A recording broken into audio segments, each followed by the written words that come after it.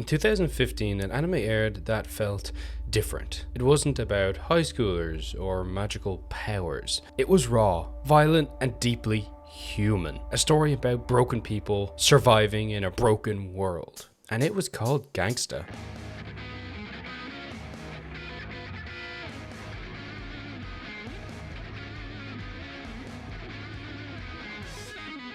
For a brief moment, Gangsta stood out as a rare, adult-oriented anime, with rich world-building, grounded characters, and themes of trauma, subjugation, addiction, and survival. But just as quickly as it arrived, it was gone. Fallen to the wayside, with the rest of the failed anime on the seasonal shelf. But that wasn't fair. Gangsta was special. 10 years ago, Gangsta aired in 2015, from July 2nd to September 24th. It was produced by Manga, a studio known for other stylistic and unconventional titles like Samurai Champloo or Ego Proxy. It debuted with a strong interest, its mature tone, stylistic violence, and unique setting. However, its sales didn't reflect that. The DVD and Blu-ray sales averaging fewer than 2,000 copies per volume, which is below even the breaking point for most anime productions. It did perform very well on streaming platforms like Funimation and Crunchyroll, gaining a cult following, especially outside of Japan, the very way I came across it. However, a year went by and no word on a second season. This was a surprise, considering the cliffhanger ending it left on. Then the next year, and the next, until 10 entire years go by. It took a decade for me to want to look for an answer. The manga it's based on is still ongoing, but has been on and off hiatus since 2015 due to Koishi's chronic illness. Despite the slow pace, she has expressed continued interest in finishing the story. The manga goes far beyond the anime's plot and delves deeper into politics of Ergastelum, the history of Twilights, and the characters' pasts. Among the fanbase, it's considered the definitive way to enjoy the story, and what a story it is. The story starts with the handymen, Warwick and Nico, and their exploits in Ergastelum, a gritty, crime-riddled urban sprawl. However, it quickly explodes, exploring the corruptions of Ergastelum's police, the wide array of accepted crime, and the mysterious group of people that have so many different names, butterflies, tags, but mainly we call them Twilights. It was a show that was able to blend substance and captivating fights without needing all the flash we see from modern anime. The setting was captivating, thanks mainly due to the inclusion of Twilight, humans who have enhanced physical abilities, thanks mainly to the generations of exposure to the drug Celebrair.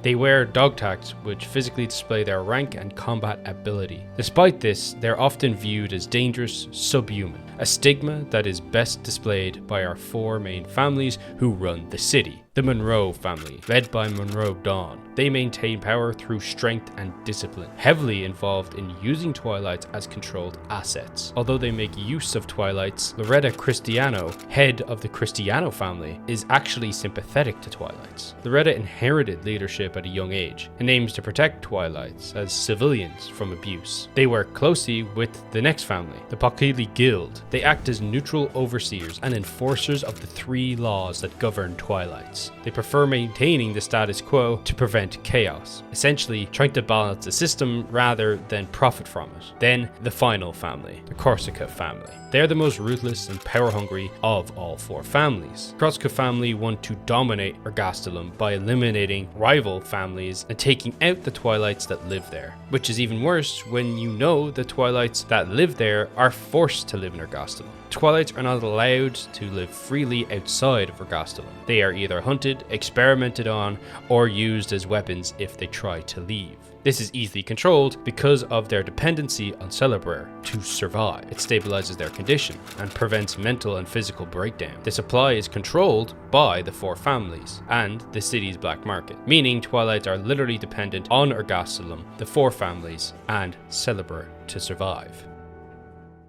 However, as I mentioned, they did create the three laws to ensure Twilights do not take control of Ergastelum and create havoc in the city. And if you know the three laws of robotics, they're going to sound familiar. Firstly, a Twilight must never harm an ordinary civilian. A Twilight must obey orders given by an authorized human, essentially their slave master. A Twilight may protect their own existence as long as it does not conflict with the original two laws. They are not protected, but control. The laws do not exist to safeguard Twilights, they exist to keep them in check. Twilights are treated like property or weapons, stripped of autonomy and expected to obey or be erased. Nowhere is this more evident in our main two leads. Nicholas Brown, a rank A0 Twilight. Nick stands near the top of the combat hierarchy, his dog tags marking him as one of the most dangerous beings in the city. Twilight's ranks range from low D levels to elite A0s like Nick, with rank determining both combat ability and how strictly they're monitored. But rank doesn't mean freedom, it means scrutiny, expectations, and a target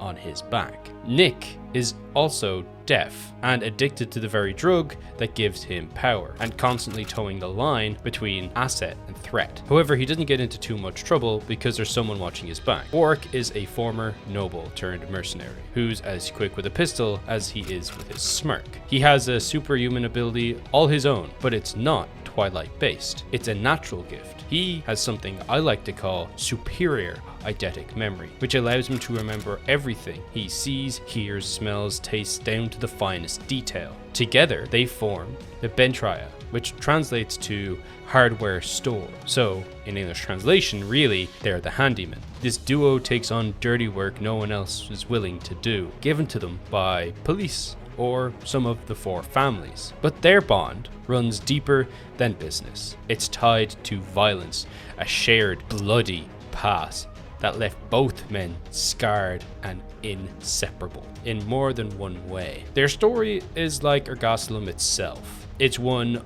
of survival in a system designed to chew them up and spit them out. One of the things I truly admire about Gangsta is how becoming a Twilight isn't treated like some typical power-up, because you're born with it, and because it's non-consensual. It comes with a heavy cost. Twilights don't just gain enhanced abilities, their lifespan is drastically shortened, with many not living past the age of 30 due to the immense physical strain their bodies endure. On top of that, Twilights often suffer from debilitating physical conditions, either caused by the drug celebrant or passing down through generations of exposure. Take Nicholas, for example. He is one of the most powerful Twilights that we see in the show, ranked A0, although it is said that it isn't his real rank. He's managed to claim that tag for himself, but he's also deaf. He can speak in short bursts, but his lack of hearing makes communication and combat uniquely challenging, and yet the story doesn't treat his deafness as a gimmick. It's an integral part of how he interacts with the world. It shapes his perspective, his relationships, even the pacing of certain scenes. It's rare to see a deaf protagonist in a battle-heavy anime, and even rarer to see it handled with this level of nuance and respect. While other anime, like Silent Voice, explore deafness beautifully in a dramatic context, Gangsta weaves it seamlessly into a grittier narrative, and that's something I've never seen done in an anime, let alone done this well. I don't want you getting the wrong idea, alright? To take, one must first give. If you don't let me and Warwick have what we want for once, I worry the next head I separate from my body might be yours. The woman in question is called Alex, and she's a former prostitute who becomes their secretary. The secretary for the handyman. She's introduced as a side character in the beginning, but Alex quickly becomes central to the story. Not because she's a strong fighter, because, well, she isn't, but because she brings empathy and stability to a world soaked in violence and trauma, which her background speaks to. After being freed from her abusive pimp by Warwick and Nico, Alex joins them, slowly rebuilding her sense of self. She's haunted by lost memories because of the drugs her pimp was making her take, constantly suffering from hallucinations and the emotional scars of exploitation. Through her eyes we're explained and witness the true brutality of Ergasalum, but also the humanity that lies within. Alex isn't just there for emotional support, she shows true strength of her own, defending those she cares about, trying to reclaim her life, and refusing to be the victim to anyone. She's one of the few characters who treats Twilights like people, not as weapons. Especially Nico, as although she's lived in Ergasalum for years, she doesn't even know what Twilights are. And that connection gives her a quiet yet powerful presence in the show. She acts as our narrative vehicle. Another standout element in Gangsta is that it leans into moral complexity. Look, there's no true hero or villain here. It's just people trying to survive in a broken system. Whether it's the mafia families enforcing order, the Twilights being exploited as a tool, or the Banraya doing dirty work to keep the peace. Everyone is morally compromised. It's a world of blurred lines.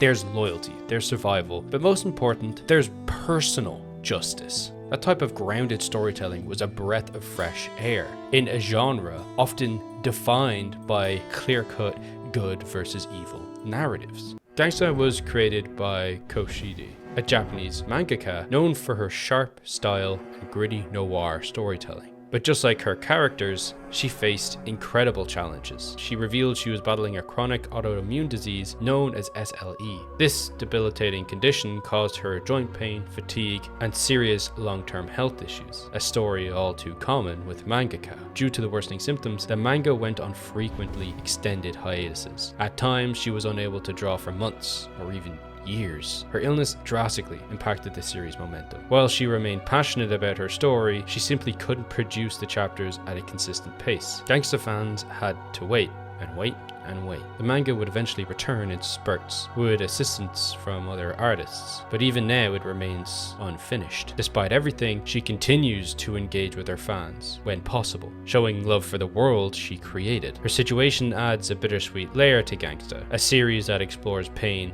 survival, and resilience, not just on page, but behind the scenes as well. She remains as a respected figure, at least in my eyes, but I'd like to think in the greater manga community. But her health challenges have made Gangsta a slow, burning legacy, rather than a glorious, completed saga. However, that really shouldn't have affected the anime. The anime still had lots of material to work with. The issue with the anime was the production. The production studio behind Gangsta, Man Global, officially declared bankruptcy on September 29th, just a few weeks after Gangsta had finished airing. The studio had accumulated over 35 million yen in debt, about 3 million USD, and the financial collapse was sudden and severe. This effectively killed any hope of a second season, regardless of fan demand. Manga was known for producing stylish, mature anime with cult followings, but not necessarily big commercial hits. Alongside Gangsta, several other projects were shortcut and left unfinished, including Dead Man's Wonderland. Plan on making a video on sometime because it is divine. It's known for its unique prison system that many other shows took inspiration from. It still ended without adapting the full manga. Another well-known anime is Samurai Champloo.